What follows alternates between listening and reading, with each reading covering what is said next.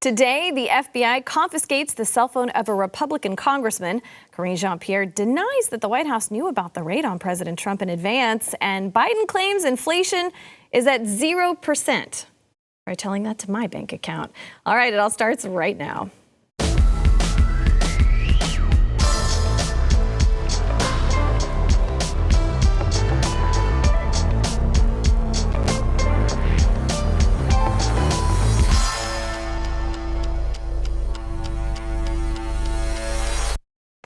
Welcome to the news and why it matters. I'm Hillary Kennedy. I'm filling in this week for Sarah Gonzalez. Thanks for joining us. We've got a great show for you today. We're going to have some information about the raid on President Trump's Mar-a-Lago residence yesterday. We're going to dive into that in just a second. But first, I want to introduce the guest at the table, Mr. Rob Eno.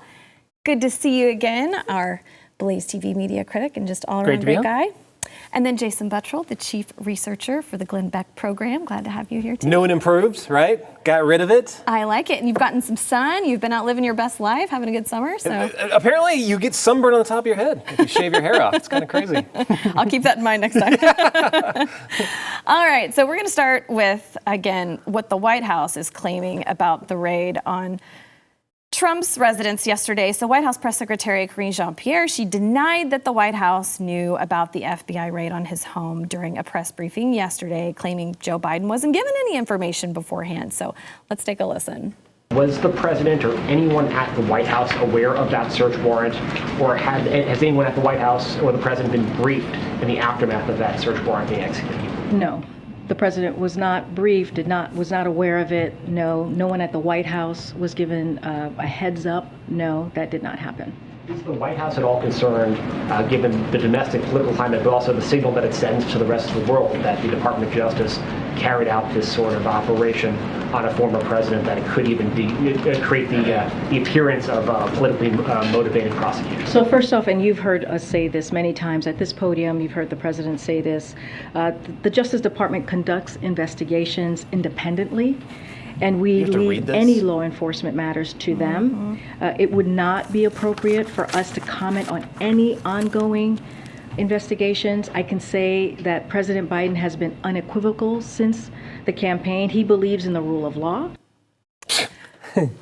Does he now? All right, I'm going to get your thoughts on this, and then I want to play a clip, too, of Peter Doocy with Fox News, who continues to press her, because trying to get an answer out of Karine Jean-Pierre that makes sense is very difficult. So, Rob, what's your take? You think the White House knew? Let me see if I can get it. My take is that there is no... it's amazing that she has to read, like, everything.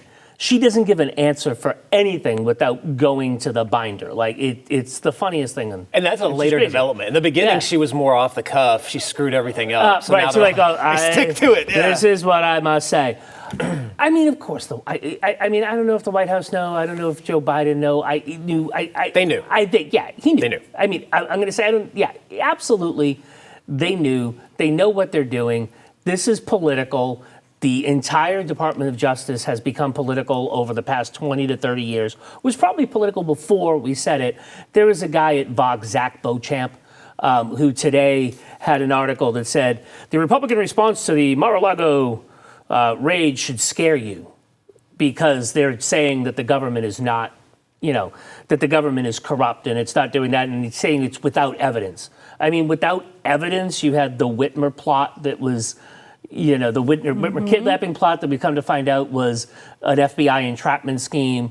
I think, 95% of every terrorist arrested in the United States since 2001 was usually because the FBI was trying to tell them to do stuff. I mean, There is a long history of the FBI doing these things. So don't give me that there's no evidence. Oh, the FBI, get rid of the FBI, right? I'll just say it. Disband the FBI. I think that we do need something in its place to do their job, but not the FBI. The rule of law, the FBI, come on. When have they ever, I'm not talking about the rank and file members of the FBI. Those guys are great. They do their job. It's institutional at the top. Yeah. The corruption is. It was founded by J. Edgar Hoover helped to found the FBI. He was the first director.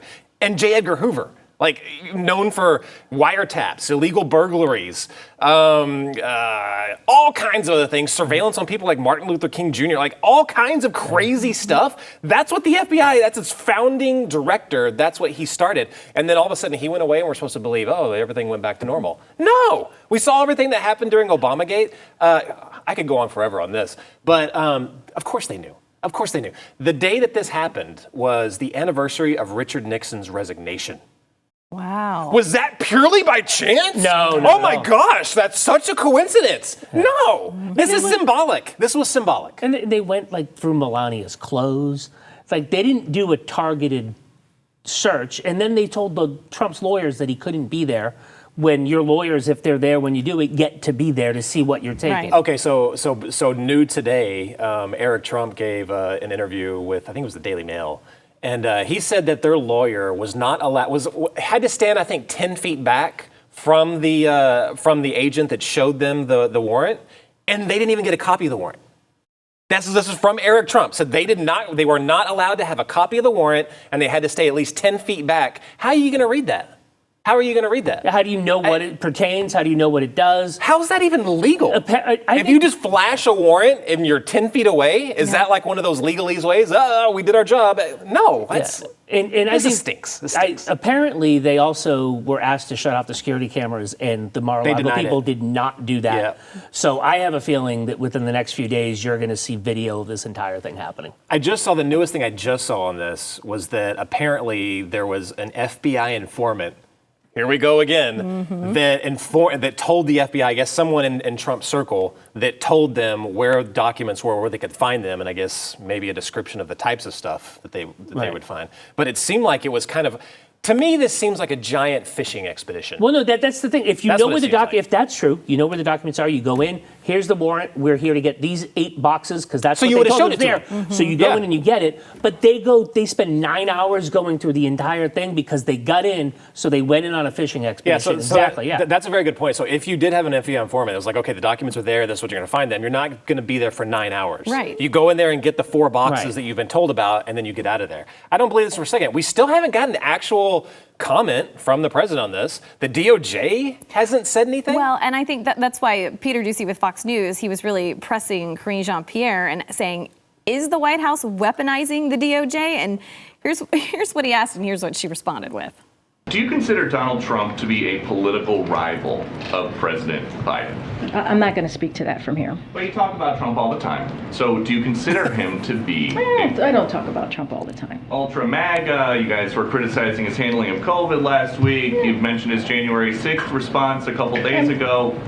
So can you say, based on all that, I didn't say anything about Mar-a-Lago. I'm just asking you if you consider the president to be... I'm saying from here, I'm not going to comment on that. Is there a concern here that if you guys don't say more, then these Republicans who are accusing this White House of weaponizing the Justice Department, weaponizing the FBI, that's going to become the public sentiment? If you guys don't say once and for all, we are not doing that. First of all, we're just not going to comment on the Department of Justice investigation. Okay, we're just not going to comment on that. Is this White House weaponizing the Justice Department and the FBI against political opponents? The president has been very clear from before he was elected, very clear on this. Hold on. Throughout his time in office. I heard the quote. We will be playing the quote tonight at 6 o'clock. Is this administration weaponizing the Justice Department and the FBI against political opponents? Peter, the president believes in the rule of law. Oh, she would not answer. She couldn't answer. That's insane. And for anybody that thinks this was just limited to former President Trump, the FBI also confiscated the cell phone of the Republican Congressman Representative Scott Perry while he was traveling on Tuesday with his family. So he said, FBI agents visited me, they seized my cell phone, they made no attempt to contact my lawyer who would have made arrangements for them to have my phone if that was their wish.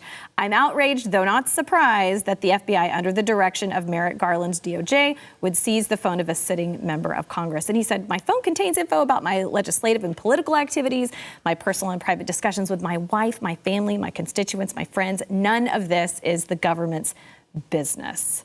So do you guys think that this is also related to the raid on President Trump? Yeah, I don't know if it's related to the raid, but it's the same sort of thing. I've had emails taken by a regulatory agency for selling political printing in a former life, right?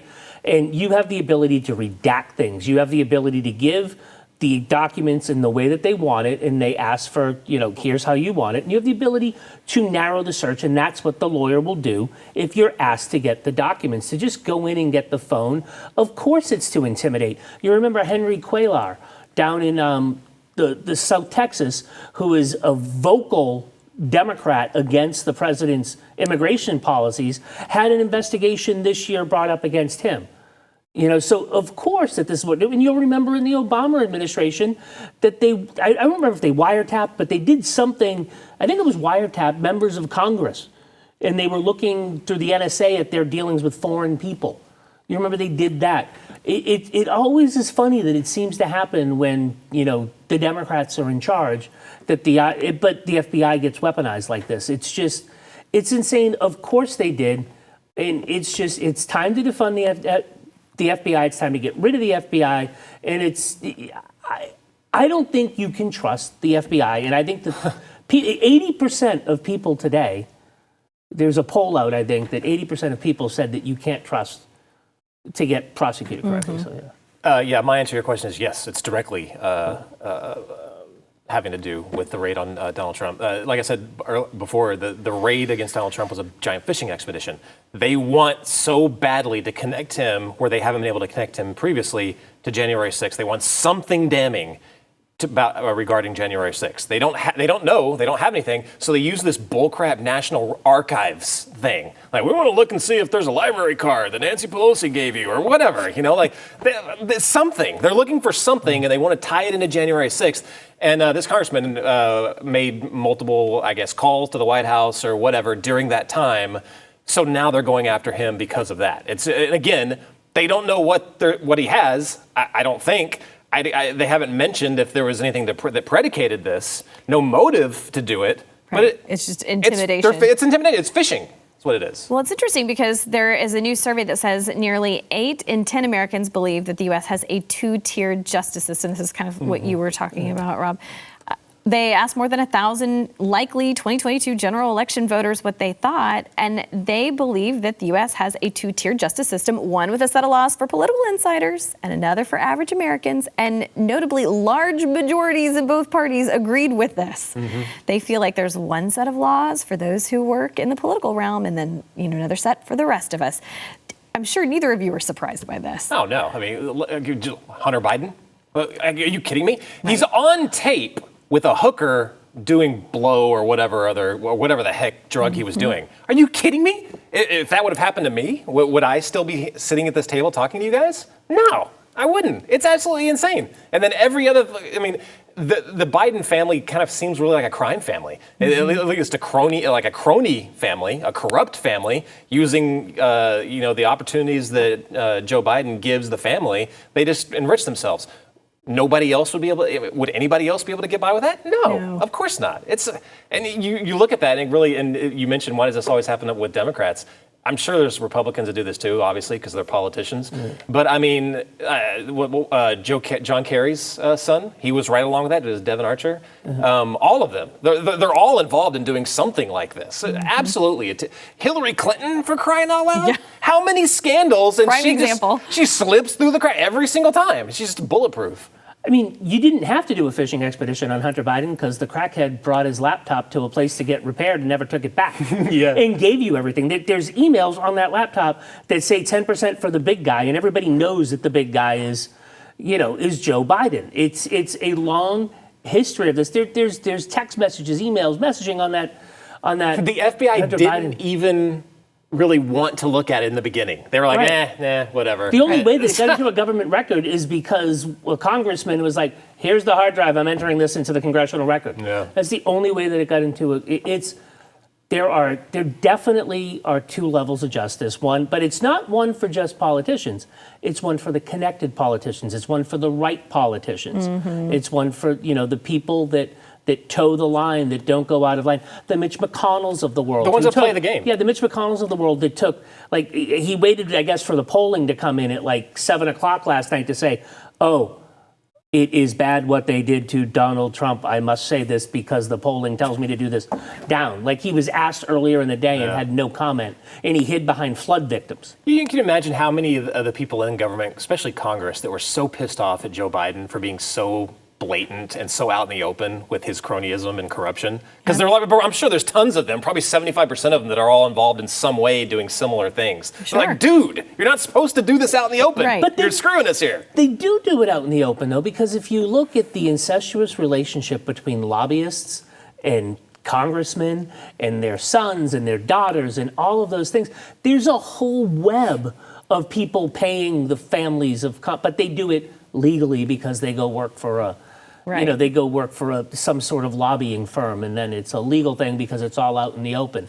But this has been going on from time immemorial. You try to make, Joe tried to make his family better, right? So he tries to make his family better, and he goes through there. So but there absolutely is a dual track. Yeah, they've become emboldened because there's no accountability. You're never forced to account for what you've done. And a dual track for the protected classes of Americans that the good politicians like, right? Like, people that don't go to jail, the illegals don't go to jail, you get out of jail. So there's definitely a two-track. Speaking of immigration, we're going to talk about that next. We've got to go to break first, so stick around.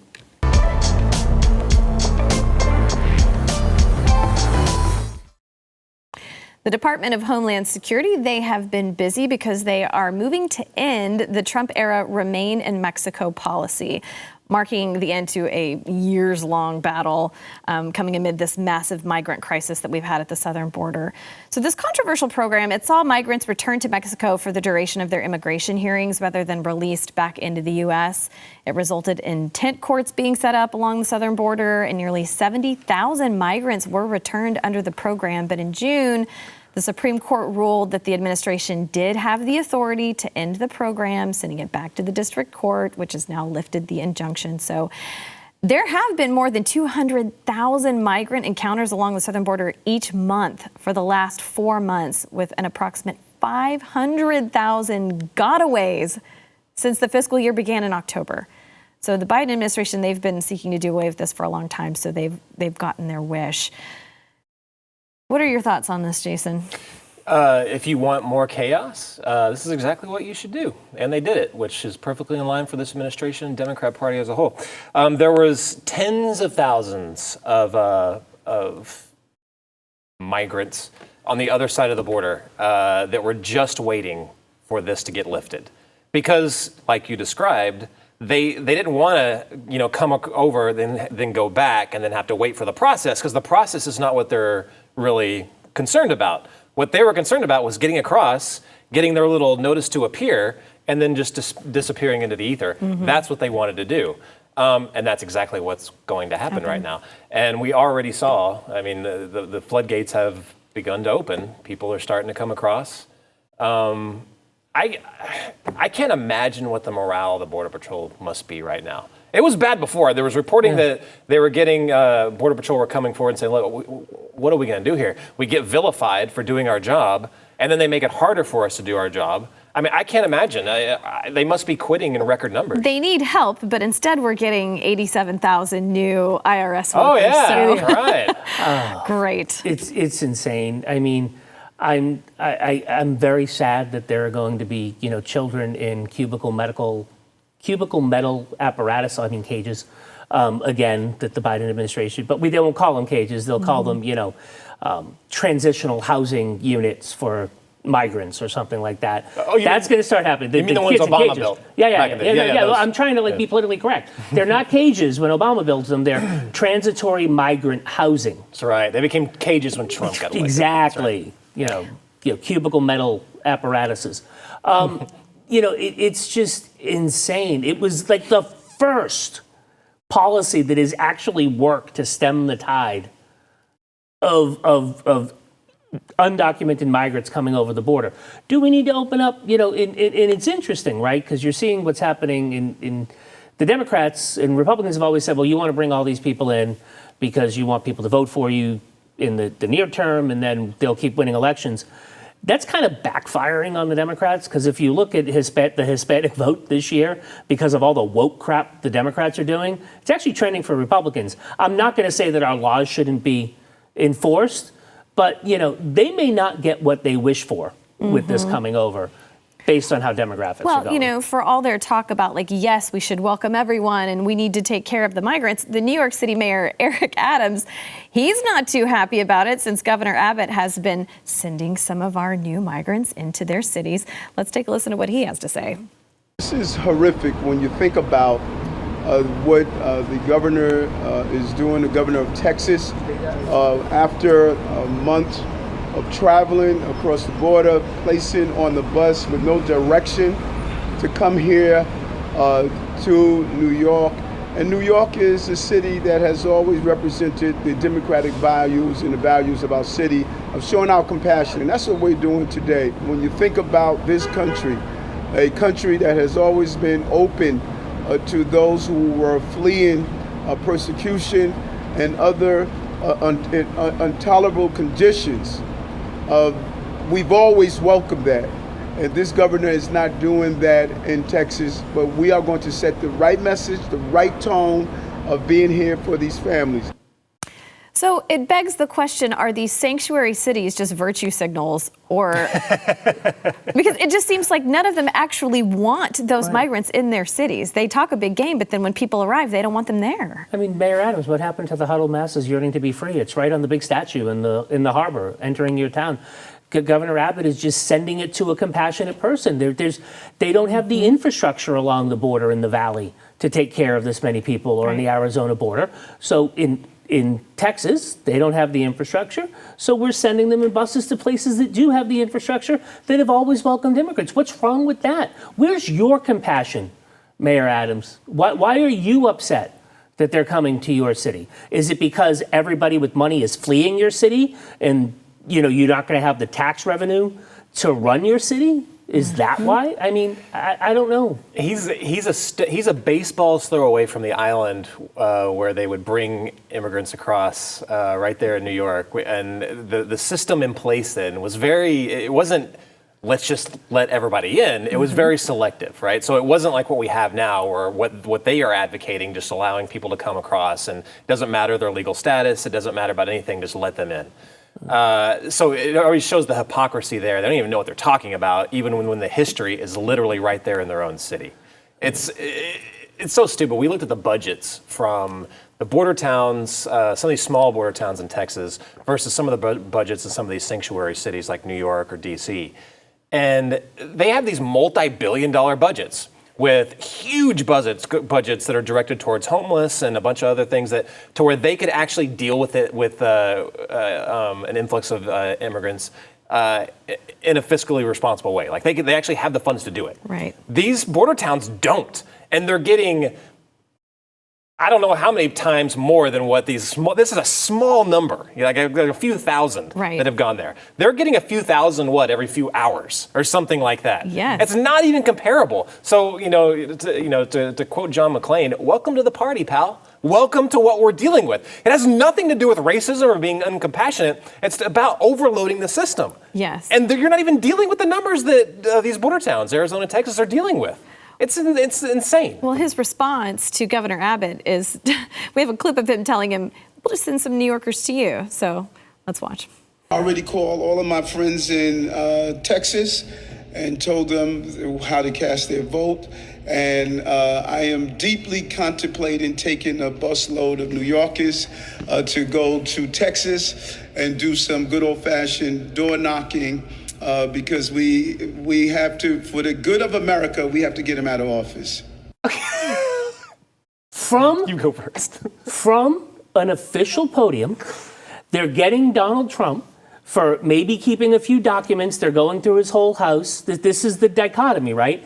He's doing this from an official podium, making a political statement. You saw Karine Jean-Pierre say, I can't talk about politics at this. We don't talk about politics at this podium, which is what you're supposed to do. I don't know New York law as well as maybe I should, but I'm thinking that that's an illegal use of the official resources of the state of New York at an official press conference to make a political point. Why isn't anybody raising that? Because he's a Democrat and he gets to do it. And I just want to make the point that busloads of New Yorkers have been leaving all on their own based off the mayor's policies. They're coming to places like Texas because they don't agree with their politics anymore. They're moving en masse from places like New York and California. Yep. Sadly, hopefully they don't vote the same way, even though that's how it's been in the past. But they're doing it all on their own. Thank you very much. I think in Texas they are, especially the ones that are moving to Austin. In Florida, they're not. In Florida, it's like I grew up in the Northeast, and in Massachusetts, everybody said that the people that fled Massachusetts to New Hampshire would vote, that they're going to just vote Democrat like it's going to ruin the state of New Hampshire. You will find that along the border towns and border counties in New Hampshire, that's the most red part of the state because it's people with those values that are moving there. And that's what's happening in Florida, at least with the New Yorkers. I don't know if the same thing's happening in Texas. We'll see. It'd be interesting to see. It's funny, though, you asked if they're just virtue signalers, and that's exactly what they are. I worked out in California, Los Angeles, Beverly Hills, Bel Air areas, and everyone make these very public statements in Hollywood and stuff, of course, because you care, and we're doing, just let them all in. That's not how they really Not when they move to their neighborhoods, right? Yeah, no. That's right. All right, we got to go to break. When we come back, we're going to talk about inflation. I'm sure you're feeling it. I know we are. So stick with us.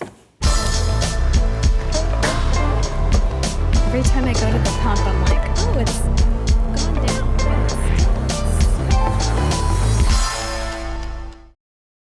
So you may have noticed that there has been a slight drop in gas prices, which a lot of us are glad to see. But inflation, it is still surging at 8.5%. Those were the July numbers.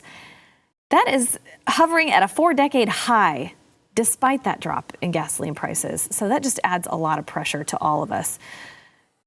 This has been really frustrating to watch. Food costs posted their highest 12-month increase since 1979. Shelter costs also rose. Overall prices were flat compared to June. It's really hard. They're saying American households likely experienced little relief in July. It doesn't look like it's going in a great direction either. And Karine Jean-Pierre tweeted about it, though, saying, "We just received news that our economy had 0% inflation in July. While the price of some things went up, the price of others like gas, clothing, and more dropped." What in the world? Biden says the same thing. We have a clip of that. Listen to this. Before I begin today, I want to say a word about the news that came out today relative to the economy.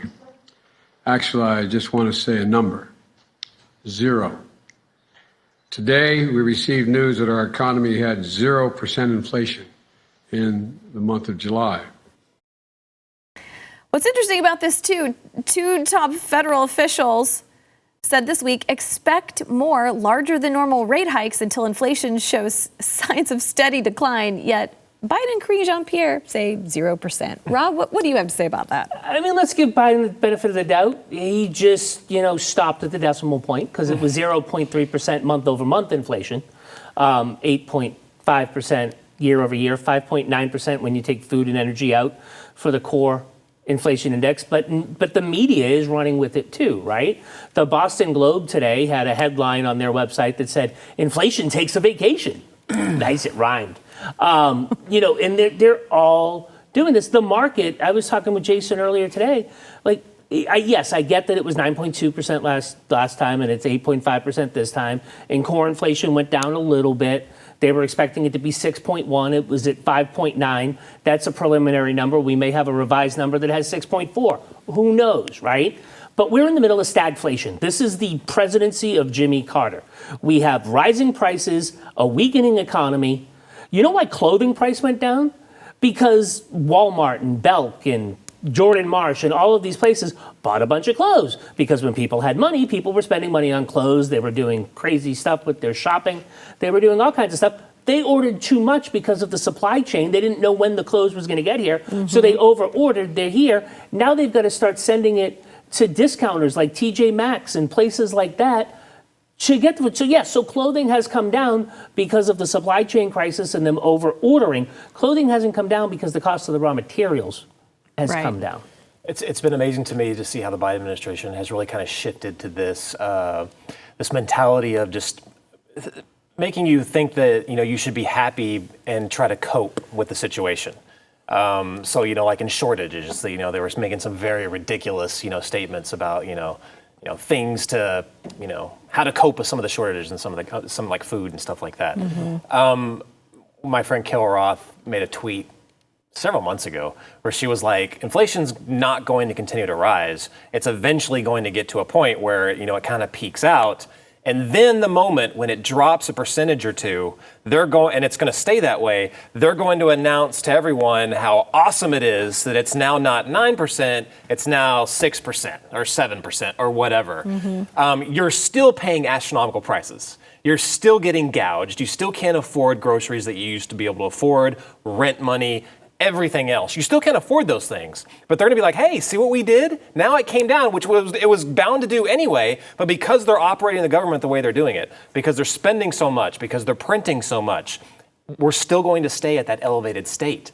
So they want you to be happy and cope with the new reality, which is 6 to 7% inflation, and say, this is a win. This is what we did for you. Yeah. And by the way, the reason why inflation is going down is because gas prices. Everything else is pretty much out the roof. Gas prices did go down, but guess what? You can't take these things in a vacuum. We're in a recession. And that's what happens in a recession. There was lower demand for gasoline last month than there was in July of 2020, when everybody was forced pretty much at gunpoint to stay inside their house in vast portions of the country, right? There was lower demand because the prices were so high. The reason the prices are coming down is because people are staying at home and not taking trips, not doing things with their family, not doing the things that they could do before the pandemic, before this. And it's funny that you said that. I'm surprised that, Carol seemed to be cribbing a little bit from Klaus Schwab. You'll afford nothing by 2023 and be happy. Well, I mean, it's insane, and they live in their bubbles. What was it? The Fed, the guy that runs the Fed in Los Angeles, basically said, I make $400,000 a year. I'm really not seeing any of these pain points. It's like, of course you're not. But you know what, Rob? If you need to make some more money, if you need maybe an extra job besides working here, I've got a job lead for you. You can work for the IRS because they are hiring new agents, 87,000 of them, right? So Ford Fisher, the editor-in-chief of News to Share, tweeted, the IRS is hiring new special agents. This is legit. Requirements include working a minimum of 50 hours per week, which may include irregular hours, and be on call 24/7, including holidays and weekends, carry a firearm, and be willing to use deadly force if necessary. He screenshotted all of this. He said this job will combine accounting skills with law enforcement skills to investigate financial crimes. All income earned, both legal and illegal, has the potential of becoming involved in crimes which fall within the investigative jurisdiction of the IRS criminal investigation. So is the IRS becoming a new branch of law enforcement? What's going on here? What am I missing? They've always had guns. I think that people have seen that yes, this is up there right now, but this is an older post for the special agents program, right? They've always had guns. They can always go to your house and get your tax records and do that. I've seen IRS raids on people. It's a little bit better than like the people in the Department of Education that carry AR-15s for some reason. I don't know why the Department of Education carries AR-15s, but they've got an armed thing. Yeah, but 87,000 people. Yeah, it's insane. And if you look at, there's a map, right? That somebody tweeted yesterday that showed where the current audits are done. In the South. In the South, in poor counties, because those are the people that can't defend themselves. I also saw another media type or somebody in the Washington complex that said, well, if you're not cheating on your taxes, you have nothing to worry about from the 87,000 things. We have a tax code that requires you to hire an accountant to do anything but a 1040 EZ.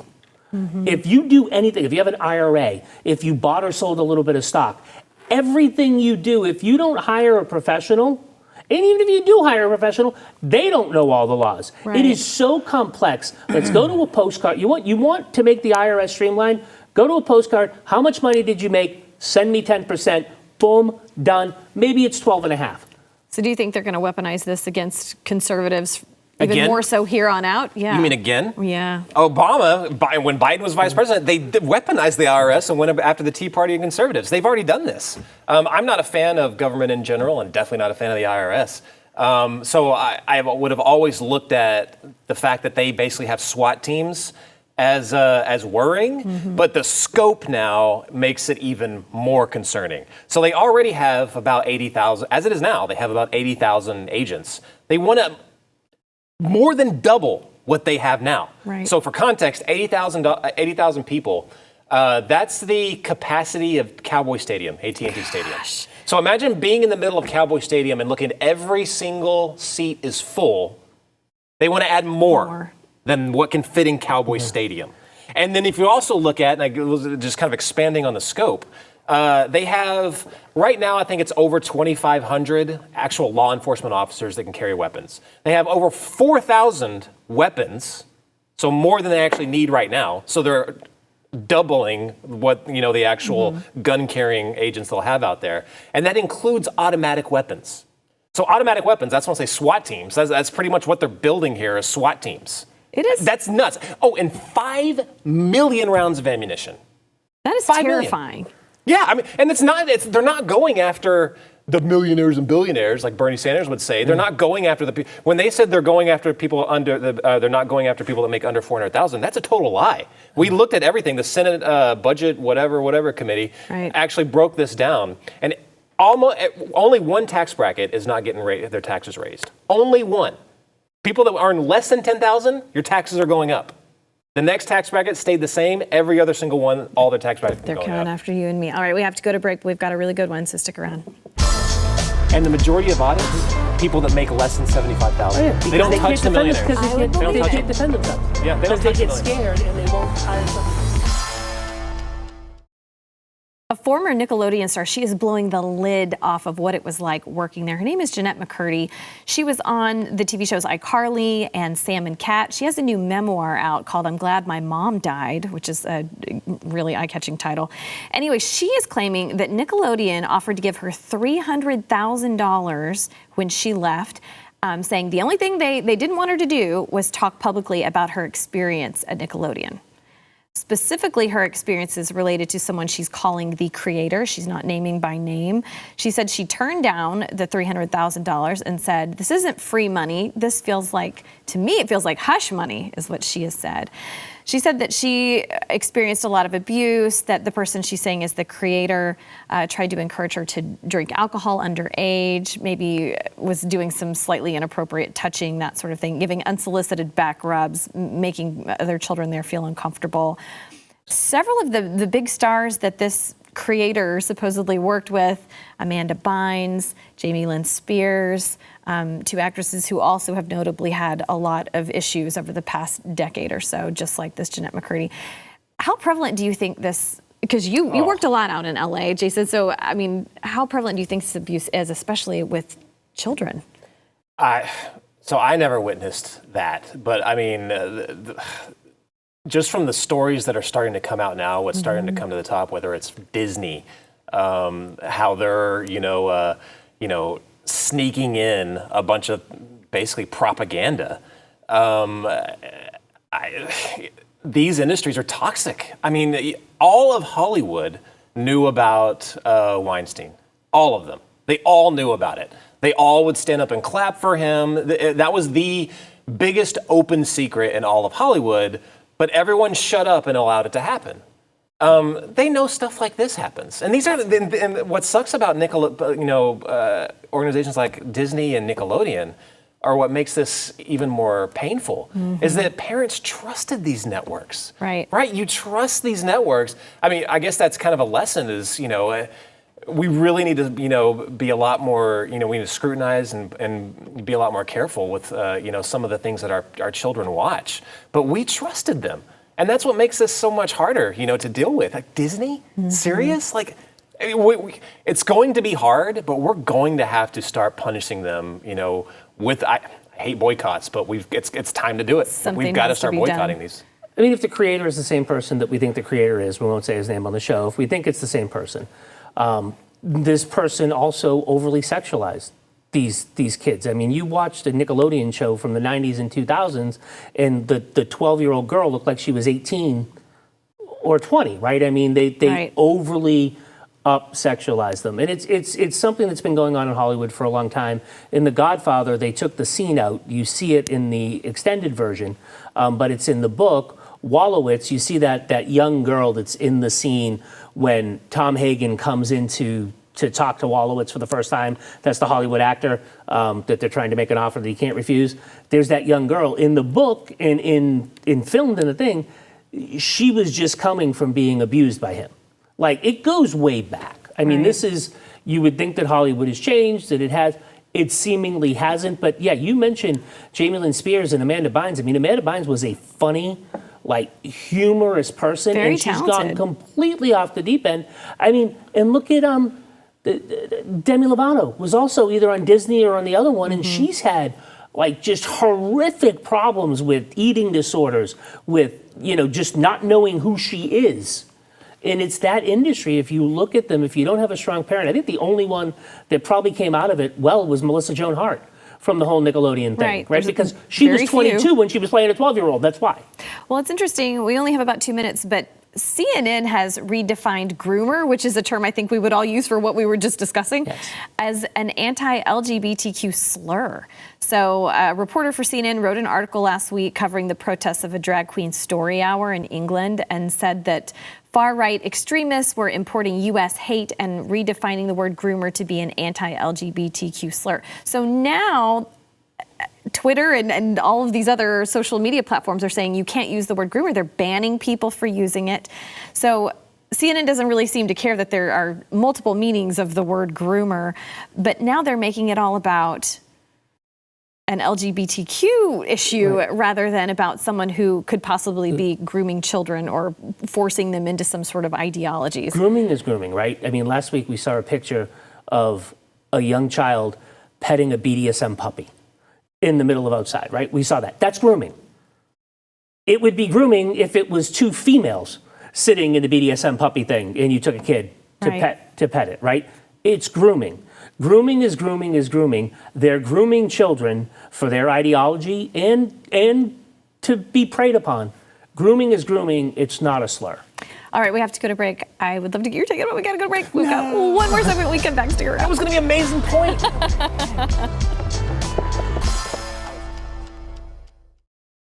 So you have to see this. An elementary school teacher is having a gender crisis. Today is my first day subbing in an elementary school rather than a preschool, and in preschool you're just like teacher your first name, but in elementary school you're like Mr. or Mrs. last name. And so I've been trying to think and like decide what my teacher name is going to be, and I don't want to be Mrs. last name. Like, I've never wanted to be Mrs. last name. So for a while I thought like Ms. last name would be okay, but like, I don't know, I didn't love it. And then I was like, okay, how about Ms. H? Like Ms. H would be okay. But then last night I was thinking and I was like, Ms. H just gives like the vibes of like a woman, and that just doesn't. And so I was like, Mix H, like that just, like Mix H just sounds that just. And so now I'm having a gender crisis. Hillary, have you ever gotten like depressed that you had a vibe that you're a woman? Does that ever happen? They're like, not one time. Just like, dang it. Not one time. Okay. Do you think this is the reason we've seen such a huge push for homeschooling? I mean, this is Exhibit yeah, A. Man. Yeah, exactly. I mean, so confusing. People, I mean, credit people like Chris Rufo and a few others that have really brought this out. I mean, this is one of the big reasons why I think conservatives are winning a lot of the culture wars right now. But consider this woman will not stop. She's on a path. She said preschool, elementary school. She's on a path. She'll be on a school board not too much longer than that. Then she'll be on the Department of Education. She said she's a substitute teacher. Absolutely insane. I just want to say before we go, you know, you have Hollywood contacts. If you know who Michael Jackson's propofol doctor is, I might want to take some and just like get myself to sleep for the rest of my life. After watching that. Okay, so we've got just a few seconds left. If people want to follow you, see what you're doing, Rob, where do they need to go? At Robino on Twitter. Jason? At Jason Buttrell. Awesome. Thanks for being here, guys. This was a fun show. And yeah, I hadn't thought about homeschooling my son that much until recently, but now it's on my mind. Thanks for watching. We'll be here again tomorrow. Join us.